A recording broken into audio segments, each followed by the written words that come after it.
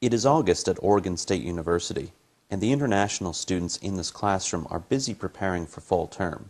Today, they are learning how to write papers that will meet American expectations. For them, completing an essay not only means operating in a language other than their native tongue, it also means operating in a cultural and educational system quite different than what they're used to. Jean Kaunda is familiar with the wide range of challenges that face international students as they write for American classrooms. Now finishing her PhD studies in public health, she notes that some of her experiences were frustrating.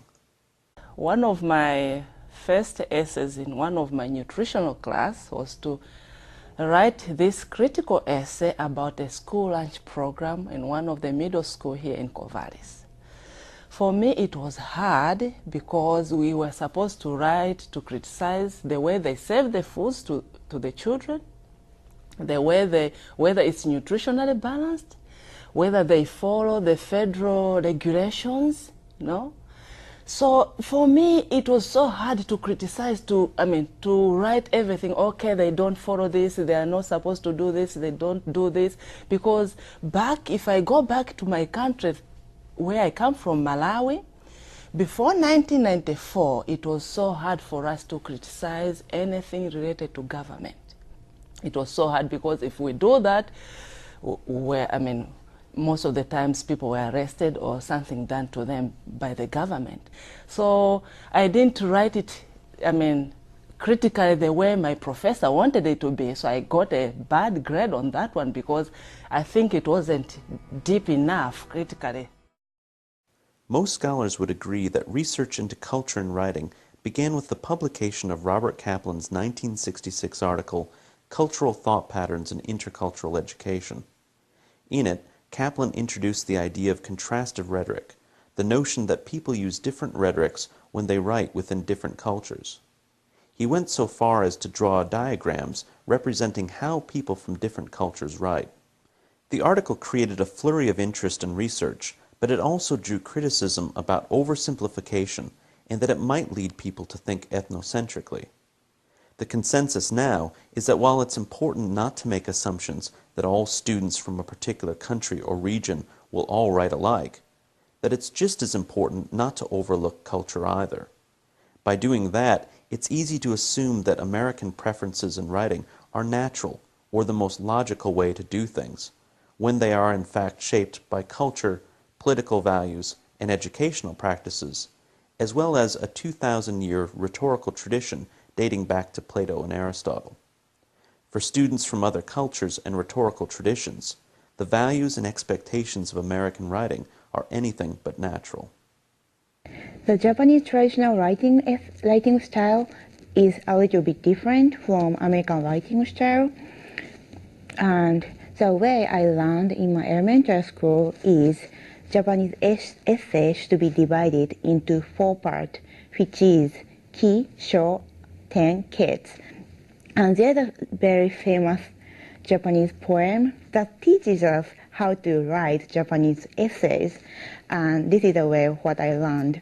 The title is The Daughters at String Shops, and key part is there are 2 daughters at the string shops in Osaka, and show part is the oldest daughter is 16 years old and the youngest daughter is 14 years old, and this is a 10 part. Japanese samurai will kill their enemy by arrows, and ketsu part is Japanese daughters at string shop will kill guys by their eyes. So in 10 part, we suddenly start talking about totally different things from the thesis. So readers can surprise, like what we are talking about is totally different from the story about the Japanese daughters. But when you come to the conclusion, you can see how this part is connected to the conclusion part. So 10 part takes very, very important role in Japanese essays. This is the way we get the attention from the reader. What I have noticed is that Americans usually will introduce their main point or say exactly what they want to say right at the beginning. It's almost like organizing in the introduction their main point, and then they develop their main point. Well, in Ecuador, what we would like to do, or we sometimes tend to do, is that we don't present the main point at the beginning. We go around it and around it until we finally get to the point, which is in the middle. It's kind of like this idea of circularity, that we go around and around it until we get to it. A good example of this is if I want to talk about, let's say that yesterday I went to a party and two guys who were fighting, got in a fight. This is how an Ecuadorian will tell the story. I will start by saying, remember Pablo. Remember how Pablo used to be in love with Mary. And remember Juan. Remember that he also liked Mary. Well, yesterday when we went to the party, they started drinking and, and I will go on and give you all these details. And maybe by the time I tell you, yes, Pablo and Juan got in a fight because of Mary, you already have a complete idea of, or almost 95% of what I'm trying to tell you. In the case of an American, if I meet somebody for coffee, and it's a good friend of mine, is an American, we sit down, she will just go ahead and tell me, yes, Anna, you know what happened yesterday? Juan and Pablo got in a fight because of Mary. Organizational preference is perhaps the most visible way culture influences writing. That's why scholars like Kaplan focused on it. But culture influences writing in ways that go beyond organization. For example, on the most global level, it shapes reader expectations and helps define which writing practices are acceptable and which are not.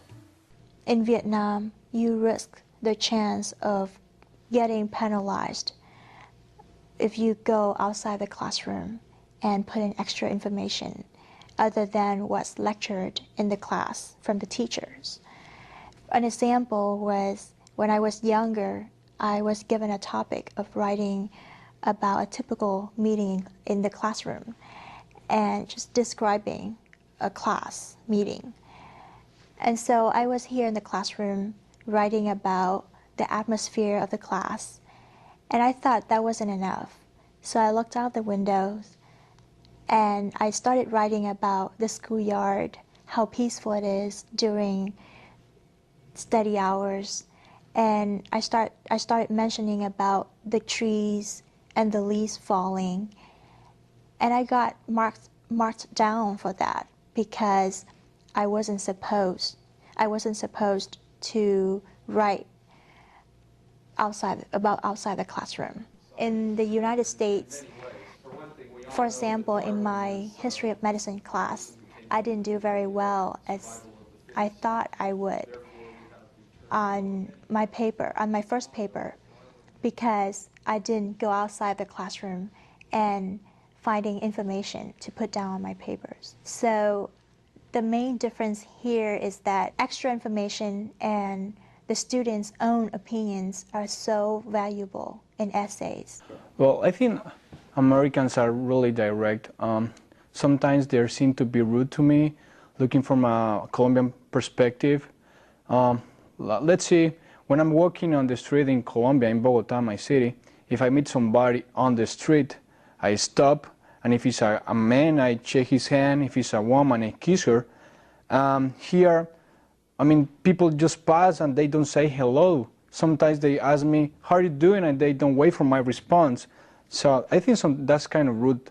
And I think that is reflected in the way Americans write papers. They go straight to the point. They don't take the time to establish a relationship between the writer and the reader. And I think that's important in my culture. Well, I have a personal example. 2 weeks ago, I wrote an email to my friends in Colombia, and I asked them when was the birthday of one of our friends. And I went straight to the point. I didn't say anything else. And their reply was, "You are so rude, so unpolite. You didn't ask us how we were doing. You didn't say anything about you." And they were right. They were completely right. In American writing, it is very important for you to make everything very clear, but in Japanese writing, this is a bit different because readers are supposed to participate the story much more than American writing. It means that, for example, when in Japanese writing, there are so many pronouns.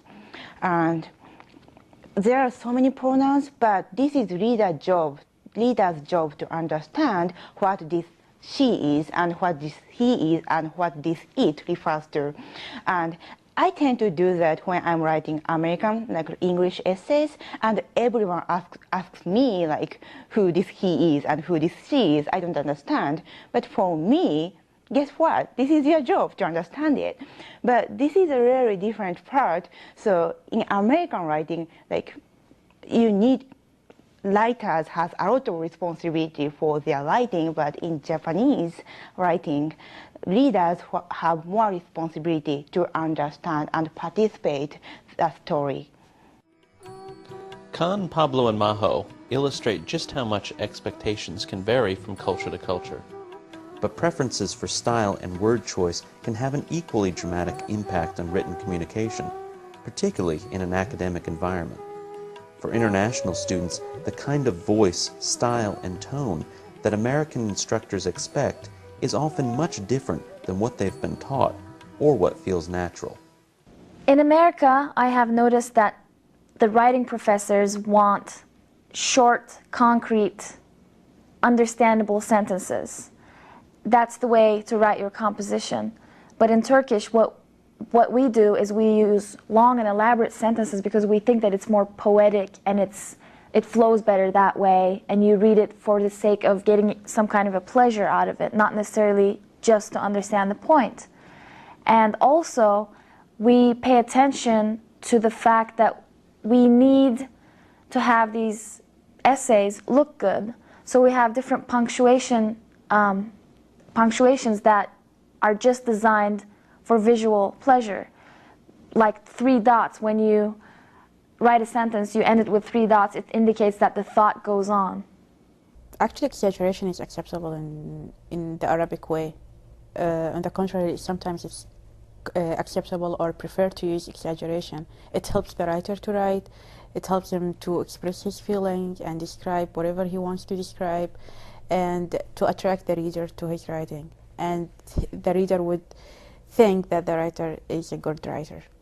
And as an example of that maybe like he has the money enough to fill the sea. Actually, nobody has money to fill the sea, but that's indicator that he is rich. Unfortunately, American teachers won't see this point of writing, and they would just take that the American way is the only way. No, there is a lot of ways in the world, and they might deduct points, or it might affect the evaluation of the student that he doesn't know how to write. Well, I've noticed that citation is a very big part of academic paper here in the United States. People are very aware of the copyright issues, what the source is, where is it from, what picture is this magazine from, and very detailedly cite everything. But in China, it's not a big thing at all. I would just say, for example, in an article, I don't remember who said this, but this is, roughly the sentence, or just place a picture inside of my article without, citing the source. And the more I think about it, I think, a big part of the reason is because the cultural differences. Because in China, we're so used to sharing everything, and we're a country with more than 5,000 years of Asian culture. And also, on top of that, we're having communism, The idea of that is everybody's supposed to be able to sharing everything. So it's just very common and natural for people to think, it's okay to share. When I first got here and started my college education and started taking writing lessons, I was really surprised at all the format and all the guidelines that I had to pay attention to, because you had to do everything in a certain way, like 12 font and double spacing and all these things that I had never learned before. I have never used a computer before I came here. And I was really surprised about that because there's all these guidelines that you have to follow and all these formats that you have to pay attention to. But then again, America, we look up to the education system that they have in America because it's more free and it's more relaxed. So I was surprised to find out that they can be just as strict as our countries.